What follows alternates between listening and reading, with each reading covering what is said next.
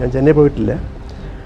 ട്രെയിനിൽ ഞാൻ കയറിയിട്ടില്ല സമയത്ത്. ഒരു ലൈറ്റ് മാനായിട്ടോ അല്ലെങ്കിൽ എന്തെങ്കിലും ചെയ്ത് സിനിമാ ഫീൽഡിൽ വർക്ക് ചെയ്യുക എന്നുള്ളൊരു പ്ലാനായിരുന്നു. എന്നോട് ചേട്ടൻ പറഞ്ഞത് ട്രെയിനിൽ പോകുമ്പോൾ സൂക്ഷിക്കണം, പല ആളുകളുണ്ടാകും, അവിടെ കിട്ടുകയാണെങ്കിൽ മാത്രമേ ഞാൻ പാൻറ്റ് തയ്പ്പിക്കുകയുള്ളൂ, അല്ലെങ്കിൽ മുണ്ടിൽ തന്നെ പോകാമെന്ന് പറഞ്ഞു. നിങ്ങളെന്നാണ് ഇങ്ങനെ മുണ്ടെടുത്തുകൊണ്ട് വന്നേക്കുന്നത്, മുണ്ടെടുത്തുകൊണ്ടല്ല ഇവിടെ അഡ്മിഷൻ കിട്ടത്തില്ല, അറിയില്ല.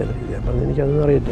ഞാൻ ഫസ്റ്റ് റാങ്ക് ഉണ്ട്, പക്ഷേ ഞാൻ തന്നു കഴിഞ്ഞാൽ ഒരു മലയാളി എന്നുള്ളൊരു ഫീലിംഗ് ഉണ്ടാകും, അതുകൊണ്ട് തൽക്കാലം ആരെയും എടുക്കുന്നില്ല.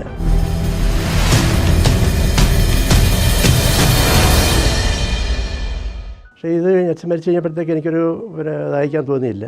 പക്ഷേ അപ്പോൾ അച്ഛൻ മരിച്ച സമയത്ത് എൻ്റെ ചേട്ടൻ വന്നിരുന്നു. അപ്പോൾ ചേട്ടനെ അറിഞ്ഞപ്പോൾ ചേട്ടൻ പറഞ്ഞ് അയക്കാൻ പറഞ്ഞു. ഞാൻ പറഞ്ഞു അയക്കുന്നില്ല, ഒന്നും വേണ്ടെന്നൊക്കെ പറഞ്ഞു. പക്ഷേ ചേട്ടനാണ് ആദ്യം അത് പോസ്റ്റ് ചെയ്ത് ഒരു കുറേ കഴിഞ്ഞപ്പോൾ ഒരു ഇത് ഇൻ്റർവ്യൂവിന് വിളിക്കുന്നത്. ഇൻ്റർവ്യൂവിൽ ഒരു ടെസ്റ്റ് ഉണ്ട്. അപ്പോൾ എന്നിട്ട് ടെസ്റ്റ് ഉണ്ട്, ചെന്നൈയിലാണ് ടെസ്റ്റ് ഉണ്ടത്. ഞാൻ ചെന്നൈ പോയിട്ടില്ല. അപ്പോൾ ട്രെയിനിൽ ഞാൻ കയറിയിട്ടില്ല സമയത്ത്. അപ്പോൾ ചെന്നൈ പോകണം. അപ്പോൾ എൻ്റെ ആഗ്രഹം എന്ന് പറഞ്ഞാൽ ശരി എങ്ങനെയെങ്കിലും ചെന്നൈ പോവുക, കിട്ടുമെന്നുള്ള പ്രതീക്ഷയില്ല. അപ്പോൾ ഞാൻ ചെന്നൈ പോയിട്ട് കിട്ടിയില്ലെങ്കിലും അവിടെ നിന്നിട്ട് എന്തെങ്കിലും ജോലിയൊക്കെ ചെയ്ത് ഒരു ലൈറ്റ് മാനായിട്ടോ അല്ലെങ്കിൽ എന്തെങ്കിലും ചെയ്ത് സിനിമാ ഫീൽഡിൽ വർക്ക് ചെയ്യുക എന്നുള്ളൊരു പ്ലാനായിരുന്നു. പക്ഷേ എൻ്റെ ചേട്ടൻ ചെയ്ത് ചെന്നൈയിലെ റെയിൽവേസിലെ എൻ്റെ ഒരു അങ്കിളുണ്ട്, പുള്ളിക്ക് ഫോൺ ചെയ്ത് പറഞ്ഞു. അപ്പോൾ അദ്ദേഹം പറഞ്ഞു കുഴപ്പമില്ല, ഡേറ്റ് പറഞ്ഞാൽ മതി, പുള്ളി അവിടെ സ്റ്റേഷനിൽ ഉണ്ടാകുമെന്ന് പറഞ്ഞു. അപ്പോൾ എനിക്കത് ഞാൻ എന്തിനാണ് വിളിച്ചതെന്നൊക്കെ ചോദിച്ചാൽ പറഞ്ഞു അതൊന്നും വേണ്ട, ഒറ്റയ്ക്കങ്ങ് പോകണ്ട, അത് അവിടെ പോയിട്ട് ആളുണ്ടാകും എന്നൊക്കെ പറഞ്ഞു. അപ്പോൾ ആദ്യമായിട്ട് ഇങ്ങനെ ചെന്നൈക്ക് ട്രെയിനിൽ പോവുകയാണ്, ചെന്നൈക്ക് പോകുന്നത് ആദ്യമായിട്ടാണ്. അപ്പോൾ എൻ്റെ ചേട്ടൻ പറഞ്ഞിങ്ങനെ ഒരു എറണാകുളത്ത് അപ്പോൾ ഒരു ഫാസ്റ്റ് പാസഞ്ചറിൽ കായംകുളത്ത് നിന്ന് കയറി അവിടെ എറണാകുളത്തൊരു മട്ടാഞ്ചേരി അവിടെ ഇറങ്ങിയിട്ട് ഐലൻഡ് സ്ഥലമുണ്ട്, അവിടെ പോകണം, ഒരു ബസ് കയറി പോയാലെന്ന് പറഞ്ഞു. അന്ന് ചെന്നൈ ട്രെയിൻ സ്റ്റാർട്ട് ചെയ്യുന്നത് അവിടുത്തെ ഇതാണ്, കൊച്ചിൻ ഹാർബർ ടെർമിനൽ സ്റ്റേഷൻ എന്ന് പറയും. അത് അവിടെ നിന്നാണ് ടെർമിനസ് എന്നാണ്, അവിടെ നിന്നാണ് സ്റ്റാർട്ട് ചെയ്യുന്നത്. 2 ട്രെയിനുണ്ട്, 2:30 അങ്ങോട്ടാണ്. അന്ന് ചെന്നൈക്ക് ടിക്കറ്റ് ചാർജാണ് 31 രൂപയാണ്. അപ്പോൾ ഞാൻ അവിടെ നിന്ന് അപ്പോൾ ചേട്ടനോട് പറഞ്ഞു അവിടെ പോയി അവിടുത്തെ ഒരു ആളുണ്ടാവും ചോദിച്ചാൽ ഞാൻ സീറ്റ് കിട്ടുമെന്നൊക്കെ പറഞ്ഞു. ഞാൻ അവിടെ സീറ്റ് കിട്ടുമെന്ന് ചോദിച്ചിട്ട് ഇറങ്ങി വരുമ്പോൾ വേറെ ആളിനോട് ചോദിച്ചു, ഒരു പ്രായമുള്ള ഒരാളാണ്. പുള്ളി ചോദിച്ചു എന്താ പറഞ്ഞത്, പുള്ളി പറഞ്ഞിങ്ങനെ ട്രെയിൻ വരുമ്പോൾ അവിടെ വെയിറ്റ് ചെയ്യാം, അപ്പോൾ ഒന്ന് കാണാൻ പറഞ്ഞു. അപ്പോൾ ഞാൻ കുറേ നേരം സമയമുണ്ടായിരുന്നു, കുറേ വെയിറ്റ് ചെയ്തു. പിന്നെ ട്രെയിനൊക്കെ വരാറായപ്പോഴത്തേക്ക് വീണ്ടും ചെന്ന് നോക്കിയപ്പോഴത്തേക്ക് എൻ്റെ അടുത്ത് ഒരു സീറ്റ് പോയി ഇരിക്കാൻ പറഞ്ഞു. ഇരുന്ന് കഴിഞ്ഞപ്പോഴാണ് തൊട്ടടുത്തായിട്ട് ഈ നേരത്തെ കണ്ട അദ്ദേഹം അവിടെ വരുന്നുണ്ട്. ഞങ്ങൾ യാത്ര ചെയ്തപ്പോൾ അദ്ദേഹം എന്നോട് ചോദിച്ചു എവിടെ പോവുകയാണെന്ന് ചോദിച്ചു. അപ്പോൾ എന്നോട് ചേട്ടൻ പറഞ്ഞത് ട്രെയിനിൽ പോകുമ്പോൾ സൂക്ഷിക്കണം, പല ആളുകളുണ്ടാകും, പലതരം ആൾക്കാരാണ്, അതുകൊണ്ട് നമ്മുടെ ഫുൾ ഡീറ്റെയിൽസ് ഒന്നും പറയരുത് എന്ന് പറഞ്ഞു. ശരി. പക്ഷേ എനിക്ക് ഇദ്ദേഹത്തെ കണ്ടപ്പോഴേ പുള്ളി ഒരു ജെന്യുവനായിട്ട് തോന്നി. അപ്പോൾ ഞാൻ പറഞ്ഞു ഞാനിതാണ് ഒരു പൂനെ ഇൻസ്റ്റിറ്റ്യൂട്ട് ടെസ്റ്റിന് പോവുകയാണ്, ഇതൊക്കെയാണെന്ന് പറഞ്ഞു. അപ്പോൾ പുള്ളി സ്വയം പരിചയപ്പെടുത്തി, ഞാനൊരു കൽക്കട്ട കെമിക്കൽസിൽ വർക്ക് ചെയ്യുന്ന ആളാണ്. പുള്ളി പറഞ്ഞ് പുള്ളി പറഞ്ഞ് പൂനെയിലേക്ക് കിട്ടാൻ വലിയ പ്രയാസമായിരിക്കും, ശ്രമിച്ച് നോക്കാമെന്നൊക്കെ പറഞ്ഞു. ഞാൻ കിടന്നുറങ്ങുന്നു. പിറ്റേ ദിവസം രാവിലെ ചെന്നൈ എത്താറായപ്പോഴത്തേക്ക് അദ്ദേഹം ഒരു വിസിറ്റിംഗ് കാർഡ് എടുത്ത് തന്നിട്ട് പറഞ്ഞു ഞാൻ കൽക്കട്ട കെമിക്കൽസിൽ വർക്ക് ചെയ്യുന്നു, ഞാൻ അക്ഫ ഗവേർട്ട് എന്നുള്ളത് ഈ ഫോട്ടോഗ്രാഫി ഗുഡ്സിൻ്റെ കേരളത്തിലെ ഒരു സെയിൽസിൻ്റെ മാനേജറാണ് എന്ന് പറഞ്ഞു. പുള്ളി പറഞ്ഞു ഇവിടെ എനിക്ക് സിനിമാ ഫീൽഡായിട്ട് കുറേ പരിചയമൊക്കെ ഉണ്ട്, പലരും അറിയാം. അപ്പോൾ അദ്ദേഹം പറഞ്ഞ് പൂനെ ഇൻസ്റ്റിറ്റ്യൂട്ട് കിട്ടുക എന്നുള്ളത് അത്ര എളുപ്പമല്ല, അതൊരു നാഷണൽ ലെവലിൽ വരുന്നതാണ്. പക്ഷേ ചെന്നൈയിൽ അടയാറിലൊരു തമിഴ്നാട് ഗവൺമെൻറ് ഇൻസ്റ്റിറ്റ്യൂട്ട് ഉണ്ട്, അപ്പോൾ അതിൽ ശ്രമിക്കാമെന്ന് പറഞ്ഞു. അപ്പോൾ കാർഡ് തന്നിട്ട് പറഞ്ഞു ടെസ്റ്റ് എഴുതിയിട്ട് എന്നെ ഒന്ന് കാണണമെന്ന് പറഞ്ഞു. ഞാൻ എഴുതുന്നത് അവിടെ ചെന്നൈയിൽ ഞാൻ അവിടെ സ്റ്റേഷനിൽ വന്നപ്പോഴത്തേക്ക് എൻ്റെ അങ്കിളുണ്ടായിരുന്നു, അദ്ദേഹത്തിൻ്റെ വീട്ടിൽ പോകുന്നു. അടുത്ത ദിവസമാണ് ടെസ്റ്റ്, അത് 1000 എന്ന് പറയും, മൗണ്ട് റോഡിൻ്റെ അടുത്തുള്ളത്. അവിടെ സ്കൂളിൽ പോയിട്ട് ഞങ്ങൾ ടെസ്റ്റൊക്കെ എഴുതുന്നു. പക്ഷേ ടെസ്റ്റ് കുറച്ച് ടഫായിരുന്നു. ടെസ്റ്റ് കഴിഞ്ഞിട്ട് ഞാൻ തൊട്ടടുത്താണ് ഈ അക്ഫ ഗവർണറിൻ്റെ ഓഫീസ്, അദ്ദേഹത്തിനെ വന്ന് കണ്ടു. അദ്ദേഹം പറഞ്ഞു ഇതാണ് ഒരു പുള്ളി അദ്ദേഹം ഈ അടയാർ ഇൻസ്റ്റിറ്റ്യൂട്ടിലേക്ക് വിളിച്ച് നോക്കി. അപ്പോൾ ഞാൻ പറഞ്ഞു ഞാൻ അവിടെ പരസ്യം വരും, ഹിന്ദുവിലാണ് പരസ്യം വരുന്നത്, അപ്പോൾ പരസ്യം വന്നതിന് ശേഷം അപ്ലൈ ചെയ്യുക. അപ്പോൾ പുള്ളി പറഞ്ഞാൽ അപ്ലൈ ചെയ്യുമ്പോഴൊന്ന് വന്നാൽ മതി, എനിക്കിവിടെ റെക്കമെൻഡേഷൻ ലെറ്റർ വല്ലതും ചിലപ്പോൾ വേണ്ടി വരികയാണെങ്കിൽ അത് തരാമെന്ന് പറഞ്ഞു.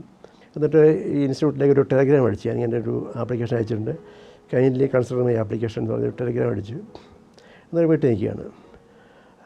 വീട്ടിൽ പോയി വെയിറ്റ് ചെയ്തിരിക്കുക. അപ്പോൾ അവിടുത്തെ ഒരു പോസ്റ്റ്മാനുണ്ട്. ഈ പോസ്റ്റ്മാൻ പ്രായമായ മനുഷ്യനാണ്.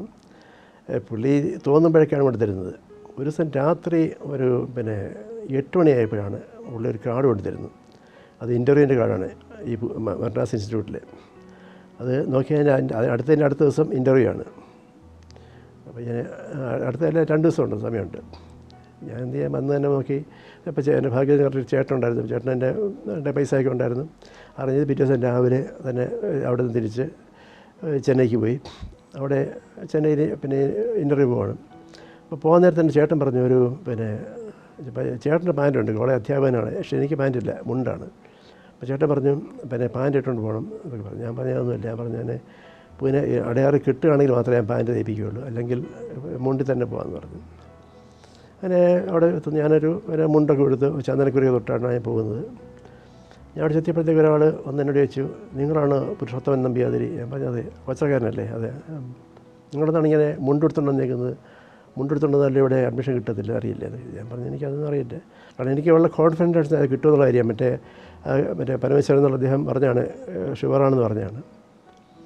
പക്ഷേ ഇത് പറഞ്ഞപ്പോൾ എനിക്ക് ചെറിയൊരു കോൺഫിഡൻസ് നഷ്ടപ്പെട്ട പോലെ. ഞാൻ അവിടെ ചെല്ലുന്നു. ഇപ്പോൾ ഇൻ്റർവ്യൂ നടത്തുന്നൊരു പ്രിൻസിപ്പലുണ്ട്. പിന്നെ അന്നത്തെ തമിഴിലൊരു പോപ്പുലർ സംവിധായക കൃഷ്ണൻ പഞ്ചു എന്ന് പറഞ്ഞ 2 പേരാണ്. അതിൽ ഇപ്പോൾ പഞ്ചു എന്നുള്ള ആളായിരുന്നു അതിൻ്റെ ഒരു ഇൻ്റർവ്യൂ ബോർഡിലുണ്ടത്. അപ്പോൾ അദ്ദേഹം ചോദിച്ചു ഫോട്ടോഗ്രാഫിയോട് താല്പര്യം എന്താണെന്ന്. ഞാൻ പറഞ്ഞു ഞാൻ കുറച്ച് വരയ്ക്കാറുണ്ട്, അപ്പോൾ അതുകൊണ്ടാണ് ഞാൻ ഇതിലെന്ന് പറഞ്ഞു. ശരി. അപ്പോൾ ചോദിച്ചു നിങ്ങൾക്ക് എന്തെങ്കിലും വരയ്ക്കാമോ ചോദിച്ചു. അവിടെ ഒരു പേപ്പർ തന്നു. അപ്പോൾ എൻ്റെ കയ്യിൽ പേന ഉണ്ടായിരുന്നു. ഞാൻ തമ്മിൽ ഒരു കേരളത്തിലെ ഒരു ടിപ്പിക്കൽ സീനറി അതൊക്കെ വരച്ചു. ശരിയായി. ഓക്കെ, കഴിഞ്ഞു. ഇൻ്റർവ്യൂ കഴിഞ്ഞു. പക്ഷെ എന്നാൽ അവിടെ ടോട്ടലായിട്ട് അതായത് സിനിമാറ്റോഗ്രാഫിക്ക് 6 സീറ്റ്, പിന്നെ ഫിലിം പ്രോസസ്സിങ്ങിന് 6, സൗണ്ട് എഞ്ചിനീയറിങ്ങിന് 6, എഡിറ്റിങ്ങിന് 6, ഇങ്ങനെയുള്ള ഇതാണ്. പിന്നെ ഫിലിം ഡയറക്ഷന് 6 സീറ്റേ ഉള്ളൂ. ഇപ്പോൾ ഇൻ്റർവ്യൂ കഴിഞ്ഞു. ഞാൻ ഈ KS പരമേശ്വരൻ അദ്ദേഹത്തിനെ പോയി കണ്ടു. അപ്പോൾ അദ്ദേഹം പറഞ്ഞു ഈ സിനിമാറ്റോഗ്രാഫി പഠിച്ചുകൊണ്ട് ഇപ്പോൾ വലിയ പ്രയോജനമില്ല, ഒരു ഈ ഇൻസ്റ്റിറ്റ്യൂട്ട് പഠിച്ചവരൊക്കെ തന്നെ വെറുതെ നിൽക്കുകയാണ്. പഠിച്ചാലും ഏതെങ്കിലും ക്യാമറാനോട് അസിസ്റ്റൻ്റായിട്ട് പറയാനുള്ള വർക്ക് ചെയ്ത് കഴിഞ്ഞാൽ ചാൻസ് കിട്ടുള്ളൂ. അപ്പം അന്ന് ഇന്ത്യയിൽ ചെന്നൈ തന്നെ ഈ കളർ പ്രിൻറ്റിങ് സ്റ്റാർട്ട് ചെയ്ത സമയമാണ്, ഈ ഫോട്ടോഗ്രാഫി ഈ പേപ്പർ പ്രിൻറ്റിങ്ങിന്. അപ്പോഴാണ് പുള്ളി പറഞ്ഞ് പുള്ളിയുടെ ഒരു ഫ്രണ്ട് ഇപ്പോൾ ഒരു തൊട്ടടുത്ത് തന്നെ ഒരു ഒരു പ്രിൻറ്റിങ് സ്റ്റാർട്ട് ചെയ്തിട്ടുണ്ട്. പിന്നെ അതുപോലെ മാത്രമല്ല പിന്നെ പുള്ളി പറഞ്ഞത് പഠിച്ചു കഴിഞ്ഞാൽ നമുക്ക് തന്നെ വേണമെങ്കിൽ സ്റ്റാർട്ട് ചെയ്യാം, നല്ല സ്കോപ്പുള്ളതാണെന്ന് പറഞ്ഞു. അതുകൊണ്ട് അപ്പോൾ അദ്ദേഹം പറഞ്ഞു എൻ്റെ സെക്കൻഡ് ഓപ്ഷനായിട്ട് വെച്ചിരുന്നത് ഫിലിം പ്രോസസ്സിംഗ് ആണ്. അപ്പോൾ അദ്ദേഹം പറഞ്ഞു അതുകൊണ്ട് പ്രോസസ്സിങ് ഓപ്റ്റ് ചെയ്യാൻ പറഞ്ഞു. പക്ഷേ എനിക്ക് അത്ര താല്പര്യമില്ലെങ്കിൽ പോലും ഞാനത് ഫിലിം പ്രോസസ്സിങ് ഓപ്റ്റ് ചെയ്യുന്നു. അപ്പോൾ എനിക്ക് ഫിലിം പ്രോസസ്സിങ്ങാണ് കിട്ടുന്നത്. അപ്പോൾ 6 പേരുണ്ട് അതിൽ, പിന്നെ ഒരാൾ ഞാനാണ്. അപ്പോൾ അങ്ങനെ ഇൻസ്റ്റിറ്റ്യൂട്ടിൽ ജോയിൻ ചെയ്തു. പക്ഷേ അവിടെ ഇൻസ്റ്റിറ്റ്യൂട്ടിലെ കോഴ്സ് എന്ന് പറഞ്ഞു കഴിഞ്ഞാൽ മിക്കവാറും ഫസ്റ്റ് ഇയർ എന്ന് പറഞ്ഞാൽ എല്ലാവർക്കും കമ്പൈൻ കോഴ്സാണ്. എല്ലാവർക്കും എല്ലാ ബ്രാഞ്ചും പഠിക്കണം. ഫസ്റ്റ് ഇയർ കഴിഞ്ഞ് സെക്കൻഡ് ഇയർ ആയപ്പോഴത്തേക്ക് അതിൽ സിനിമാറ്റോഗ്രാഫി എന്ന ഒരാൾ പൊഴിഞ്ഞു പോയി. പുള്ളിക്ക് വേറെ ജോലി കിട്ടിയാണ്ട് പോയി. അപ്പോൾ ഒരു വേക്കൻസി ഉണ്ട്. അപ്പോൾ അതിങ്ങനെ നോട്ടീസ് ബോർഡ് ഇട്ടിങ്ങനെ ഒരു വേക്കൻസി ഉണ്ട്, ഇൻട്രസ്റ്റ് ഉള്ള ആൾക്കാർ അപ്ലൈ ചെയ്യാൻ പറഞ്ഞ്. ഞങ്ങളാണ്ട് 5-6 പേര് അപ്ലൈ ചെയ്തു. അപ്ലൈ ചെയ്ത് കഴിഞ്ഞപ്പോൾ ഇൻ്റർവ്യൂ ഉണ്ട്. ഇതുപോലെ ഒരു ഇൻ്റർവ്യൂ നടത്തി. ഇൻ്റർവ്യൂ കഴിഞ്ഞിട്ട് പിന്നെ പ്രത്യേകിച്ച് ഒരു റിസൾട്ടൊന്നും വരുന്നില്ല. ആ സമയത്തൊരു പ്രശ്നം ഉണ്ടായത് അവിടെ ഒരു DMK പീരീഡാണ്. അവിടെ ഒരു ആൻറ്റി മലയാളി സെൻറ്റിമെൻറ്റ്സ് ഉള്ള ഏരിയയാണ്. അത് ഞങ്ങളുടെ പ്രിൻസിപ്പൽ ഒരു ശിവദാനം പിള്ളയാണ്. പുള്ളി നാഗർകോവിലുള്ള പാർട്ടിയാണ്. അപ്പോൾ പുള്ളി ഒരു മലയാളിയായിട്ടാണ് ചിത്രീകരിച്ചിരിക്കുന്നത്. അപ്പോൾ ഈ പ്രിൻസിപ്പൽ മാറ്റണമെന്ന് പറഞ്ഞൊരു സ്ട്രൈക്ക് കുറേ പേര് അവിടെ ഒരു DMK സപ്പോർട്ടുള്ള കുറേ കുട്ടികൾ ചെയ്തിരുന്നു. അപ്പോൾ അങ്ങനെ പാടെ അപ്പാറാവ് എന്ന് പറഞ്ഞ എഡിറ്റിങ്ങിനൊരു ലെക്ചറുണ്ട്. പുള്ളി പറഞ്ഞിങ്ങനെ ഏതാണ് പുരുഷോത്തമൻ നമ്പ്യാതിരിക്കാണ് ലിസ്റ്റ് ഫസ്റ്റ് ഉള്ളത്, എന്താണെന്നറിയില്ല, അത് പ്രിൻസിപ്പൽ വിളിക്കുന്നില്ല, ഒന്ന് പ്രിൻസിപ്പലിനെ പോയി കാണാൻ പറഞ്ഞു. ഞാൻ പ്രിൻസിപ്പൽ റൂമിൽ ചെന്നപ്പോഴത്തേക്ക് അദ്ദേഹം അങ്ങ് എഴുന്നേറ്റ് എൻ്റെ അടുത്ത് വന്നിട്ട് പറഞ്ഞു, ഇതാണ് പുള്ളി മലയാളത്തിലാണ് പറഞ്ഞത്, ഞാനൊരു തന്നു കഴിഞ്ഞപ്പം ഫസ്റ്റ് റാങ്ക് ഉണ്ട്, പക്ഷേ ഞാൻ തന്നു കഴിഞ്ഞാലൊരു മലയാളി എന്നുള്ളൊരു ഫീലിംഗ് ഉണ്ടാകും, അതുകൊണ്ട് തൽക്കാലം ആരെയും എടുക്കുന്നില്ല എന്ന് പറഞ്ഞ് അങ്ങനെ ആ ചാൻസും പോയി. പിന്നെ ഒരു 3 ഇയേഴ്സ് കോഴ്സ് ഫിലിം പ്രോസസ്സിംഗ് ഉൾപ്പെടെ ഞാൻ അവിടെ തന്നെ ഇപ്പോൾ പഠിക്കുന്നു. ഈ കോഴ്സ് എന്ന് പറഞ്ഞൊരു 3 ഇയേഴ്സ് കോഴ്സാണെങ്കിലും ഫൈനൽ ഇയറിലാണ് ഈ സ്പെഷ്യലൈസേഷൻ വരുന്നത്. പക്ഷേ ഞങ്ങൾ പഠിച്ച അന്ന സമയം പ്രോസസ്സിംഗ് ഉണ്ടെങ്കിൽ പോലും ബ്ലാക്ക് ആൻഡ് വൈറ്റ് പ്രോസസ്സിംഗാണ്. Black and white developing, printing, അങ്ങനെയുള്ള സംഭവങ്ങളായിരുന്നു. അങ്ങനെ ഒരു 3rd ഇയറിൽ എക്സാം നടക്കുന്നു. എക്സാം തിരക്കേടില്ലാത്ത രീതിയിൽ എഴുതുന്നു. ഞാനൊരു ഫസ്റ്റ് ക്ലാസ്സിൽ അവിടുന്ന് പാസ്സാകുന്നു. പെർ ഡേ 13 രൂപയാണ് എൻ്റെ സാലറി. പക്ഷേ എനിക്ക് ദൂരസ്ഥല വളരെ മൊണോട്ടണിയായിട്ട് തോന്നിയാണ്. എൻ്റെ ആഗ്രഹം ഒരു ക്യാമറമാൻ ആകുക എന്നുള്ളതാണ്. ഞാൻ 1-2 ക്യാമറമാരോട് അവരുടെ അസിസ്റ്റൻ്റ് ആവാനായിട്ട് തന്നെ ഞാൻ ട്രൈ ചെയ്തു. പക്ഷെ അവർക്ക് ഓരോ എക്സ്ക്യൂസ് പറഞ്ഞു. മരിക്കുന്നതിന് മുമ്പ് ഒരു സിനിമയെങ്കിലും ഒരു ക്യാമറമാനായിട്ട് വർക്ക് ചെയ്തിട്ട് മരിക്കുള്ളതൊരു ശപഥം എടുത്തിട്ടുണ്ട്. അത് ശിവകുമാറിനെയാണ് ഉദ്ദേശിച്ചത്.